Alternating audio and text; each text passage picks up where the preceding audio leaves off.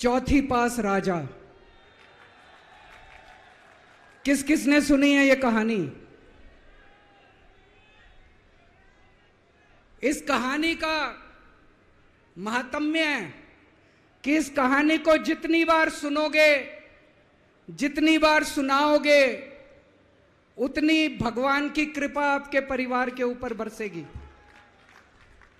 इस कहानी का जितना प्रचार प्रसार करोगे, उतना देश की तरक्की होगी, उतना समाज की तरक्की होगी। तो जिन लोगों ने कहानी सुनी है वो भी बड़े ध्यान से दोबारा सुनना, अच्छे से सुनना और इसका खूब प्रचार प्रसार करना। ये कहानी एक राजा की है, एक चौथी पास राजा की कहानी है, एक अहंकारी राजा की कहानी है, एक भ्रष्टाचारी राजा की कहानी है।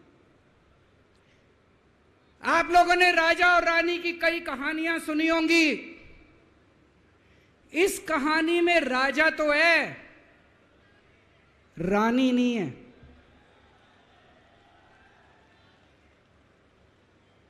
तो एक महान देश था, कई हजार साल पुराना देश। उस देश के एक गांव में एक बच्चा पैदा हुआ, बहुत गरीब घर में एक बच्चा पैदा हुआ। तो जैसे गांव के अंदर बच्चा पैदा होने पे ज्योतिषी आते हैं, ज्योतिषी आके बच्चे का भविष्य बताते हैं, ऐसे गांव का ज्योतिषी आया। उसने बच्चे की कुंडली देखी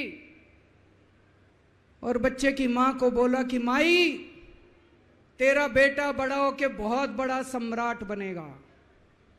माई को समझ नहीं आया, मैं इतनी गरीब, मेरा परिवार इतना गरीब, मेरा बेटा सम्राट कैसे बनेगा। खैर, बच्चा धीरे धीरे बड़ा होने लगा। गांव के सरकारी स्कूल में उसका एडमिशन करा दिया। उसका पढ़ने लिखने में मन नहीं लगता था। पढ़ते पढ़ते, क्लास करते करते चौथी में आके उसने नाम कटवा लिया। उसका पढ़ाई लिखाई में मन नहीं लगता था। बगल में, गांव के बगल में एक रेलवे स्टेशन था। घर में बहुत गरीबी थी। वो बच्चा वहां स्टेशन पे जाके चाय बेचने लगा।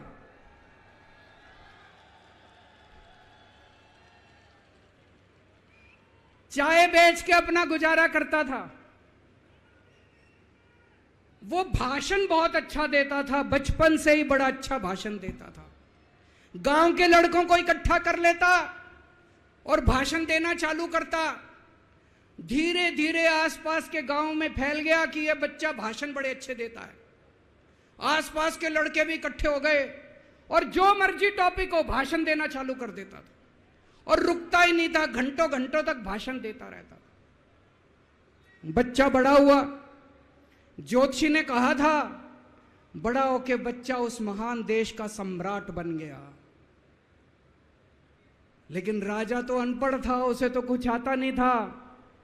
अफसर आते, उस अनपढ़ राजा से जहां मर्जी साइन करा लेते, जहां मर्जी जो मर्जी साइन करा लेते। वो राजा अनपढ़ था, उसे लगता था मैं अगर अफसरों से पूछूंगा तो मेरी कमजोरी सबके सामने प्रकट हो जाएगी। अफसरों को लगेगा मेरे को कुछ आता नहीं है। अफसर जो मर्जी लेके आते थे वहां साइन कर देता था। वो धीरे धीरे पूरे देश के अंदर फैल गया कि राजा अनपढ़ है, राजा अनपढ़ है। राजा को बड़ा बुरा लगने लगा। तो राजा ने कहीं से एक फर्जी डिग्री का जुगाड़ कर लिया। एक फर्जी डिग्री का जुगाड़ कर लिया, एमए की डिग्री का। और राजा बोला मैं एमए हूं। पर सच्चाई तो पूरे देश को पता थी, राजा तो अनपढ़ था।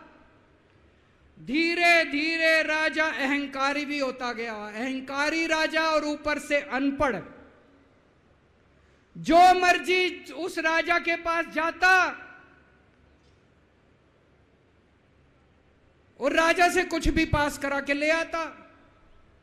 एक बार कुछ लोग गए, राजा को बोले जी नोटबंदी कर दो, नोटबंदी करने से भ्रष्टाचार खत्म हो जाएगा, आतंकवाद खत्म हो जाएगा।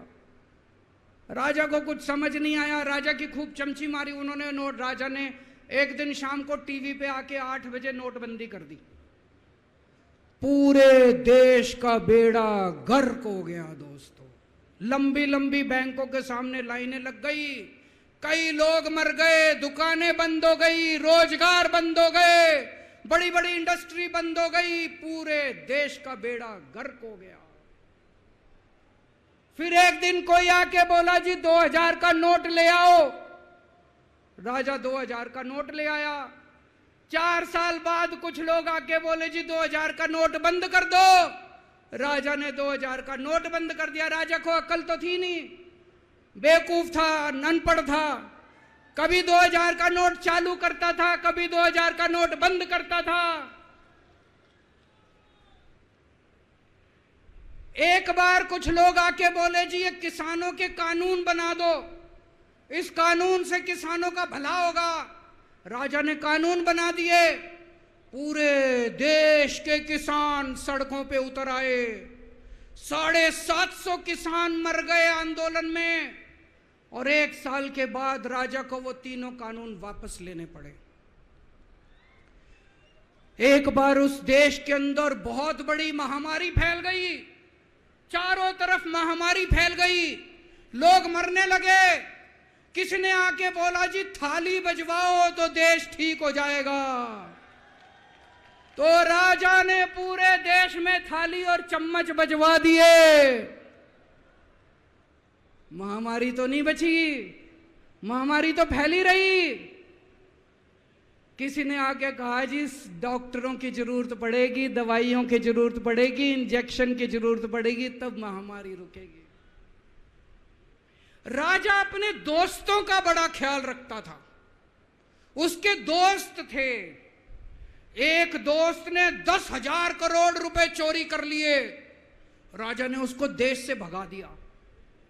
दूसरे दोस्त ने 20,000 करोड़ चोरी कर लिए, राजा ने उसको भी देश से भगा दिया। पर एक दोस्त ऐसा था जिससे राजा की ज्यादा ही दोस्ती थी। कौन था? उसको उन्होंने सारे एयरपोर्ट बेच दिए, सारे जहाज बेच दिए, सारे सी पोर्ट बेच दिए, उन्होंने आसमान बेच दिया, जमीन बेच दी राजा ने, खदानें बेच दी। उस दोस्त पे राजा मेहरबान था। राजा का एक और दोस्त था। वो दोस्त इतना गंदा था कि उसने कुछ अंतरराष्ट्रीय खिलाड़ी महिलाओं के साथ बदतमीजी करी, लेकिन राजा ने दोस्ती नहीं छोड़ी। मजाल जो उस दोस्त के ऊपर कोई आंच आ जाए, राजा उस दोस्त के साथ खड़ा रहा, लेकिन उसने खिलाड़ियों का सुना। राजा का एक और दोस्त था। उस दोस्त ने किसानों के ऊपर गाड़ी चढ़ा दी, रौंद दिया, कुचल दिया किसानों को। राजा ने अपनी दोस्ती नहीं छोड़ी। इस बात पे तो दाद देनी पड़ेगी कि राजा दोस्तबाज था, 1 नंबर का दोस्तबाज था। चारों तरफ अत्याचार हो गया, चारों तरफ देश के अंदर इनके अपने लोग जो थे वो बलात्कार करने लगे, गलत काम करने लगे, हाहाकार मच गया।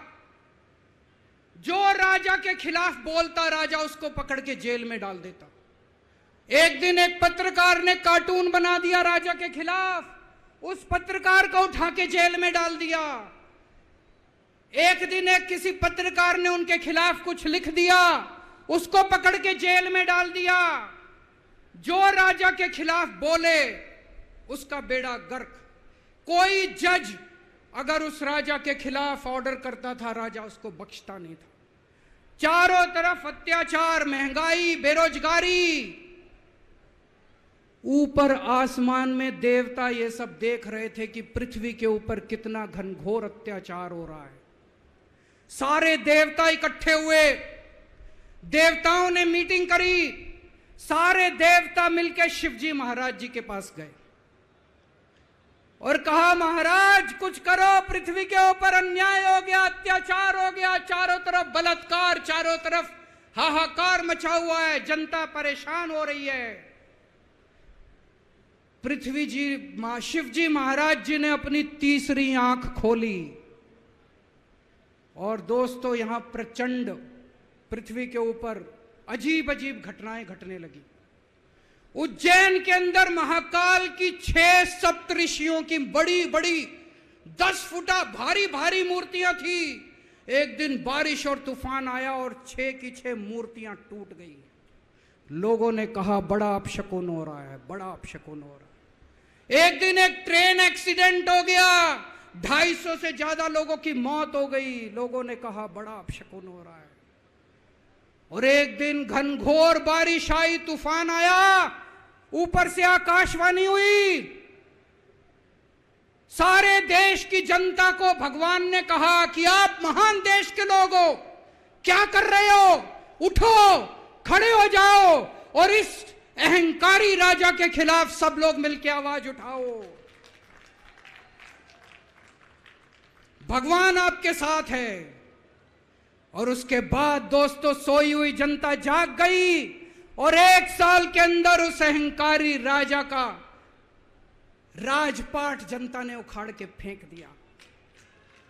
और उसके बाद वो महान देश दिन दूनी रात चौगुनी प्रगति करने लगा। ये कहानी बड़ी पवित्र कहानी है।